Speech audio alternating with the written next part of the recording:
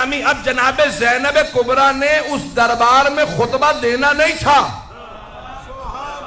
समझो, इमाम मौजूद है, चौथे इमाम मौजूद हैं, बीबी के भी इमाम हैं, लेकिन जैसे ही, और खुद यजीद एक तख्त पे बैठा था, बार बार जनाब ज़ैनब से खिताब करता था, तारीख में अल्फाज है। उसने सवाल किया इनमें ज़ैनब कौन, क्योंकि सुन रखा था पूरे रस्से खुतबे दिए हैं यजीद के खिलाफ और मौला के दिफा में।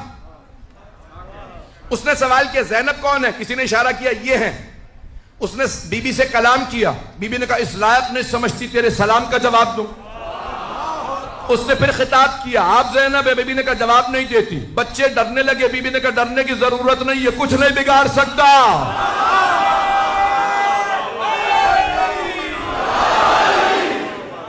चलिएगा मेरे साथ, मैं पूरा खून जिक्र दे रहा हूं। पूरी रात नहीं सोया हूं, मुसलसल पिछले 4 हफ्तों से सफर ही के अंदर हूं, और मुसलसल यकीन मानिए मजालिस के अलावा और कुछ नहीं है। न खाने की इस वक्त कोई भूख है, न सोने की, सिर्फ और सिर्फ मजालिस पढ़ रहा हूं। जो मतालिब पेश करूं मेरे कबूल फरमा लीजिएगा। अब एक मरतबा जब वो बार बार खिताब कर रहा था ना, बीबी जवाब नहीं देती थी। जनाब ज़ैनब ने, उसने पहले कलाम किया, जवाब नहीं दिया, बार बार कलाम किया, फिर सलाम किया, बीबी ने जवाब नहीं दिया। तो तमाम मुसलमानों से सवाल करो कि नबी की नवासी क्या मसला नहीं जानती थी कि सलाम का जवाब वाजिब है? नहीं है मजमा भाई, तमाम मुसलमानों से सवाल है, क्या नबी की नवासी मसला नहीं जानती थी कि सलाम करना मुस्तहब, जवाब देना वाजिब है? अगर कहते हो कि नहीं वो मसला जानती थी तो फिर मानो ना उसे मुसलमान नहीं मानती थी।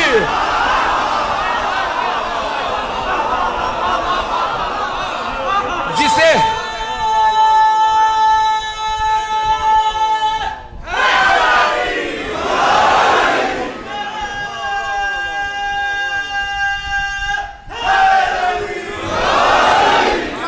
तवज्जो फरमाई जाने के ए मुसलमानों, जिस शख्स को नबी की नवासी मुसलमान नहीं मानती, क्या वो रजी अल्लाह अन्हु हो सकता है?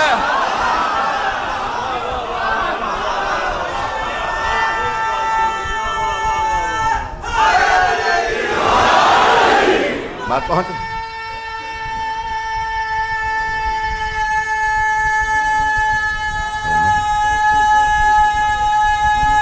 माशाअल्लाह, तवज्जो फरमा रहे हैं जाने के राम। अब जनाब ज़ैनब जवाब नहीं दे रही है, बार बार कलाम करता है।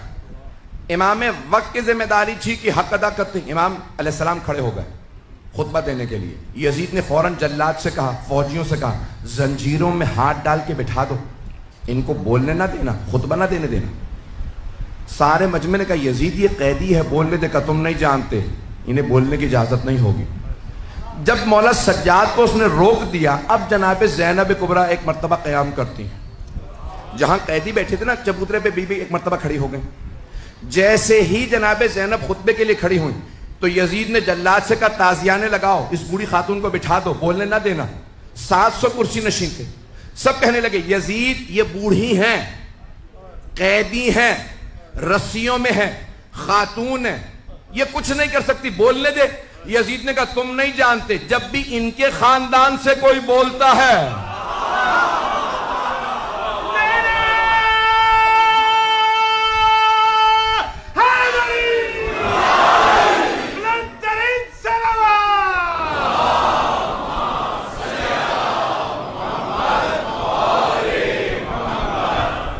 जब भी इनके खानदान से कोई बोलता है वो हमारे खानदान को नाबूद कर देता है।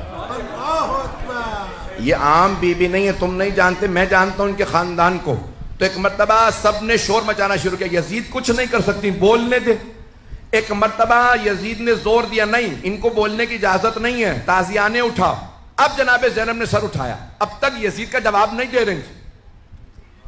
बीबी ने सर उठा के एक मर्तबा यजीद को देखा, कहा यबनत तुलका।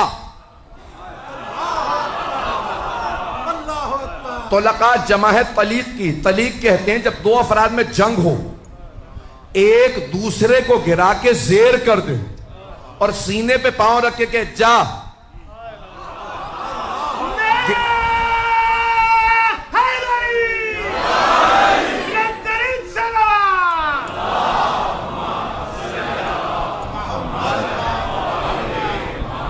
उसे गिराने के बाद, जेर करने के बाद कहे जा मैंने गिरा दिया था, मैं तुझे छोड़ रहा हूं।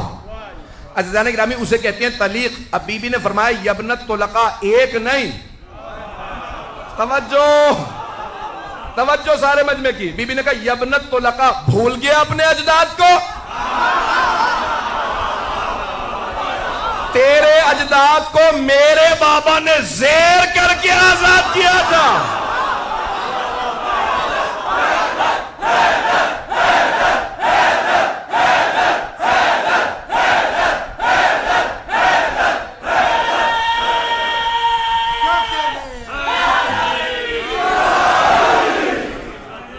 तवज्जो फरमाएंगे ना अज़ीज़ान किराम? बीबी ने फरमाया यबनत तुलका, भूल गया अपने अजदाद को जिन्हें जेर करने के बाद मेरे बाबा ने आजाद कर दिया था।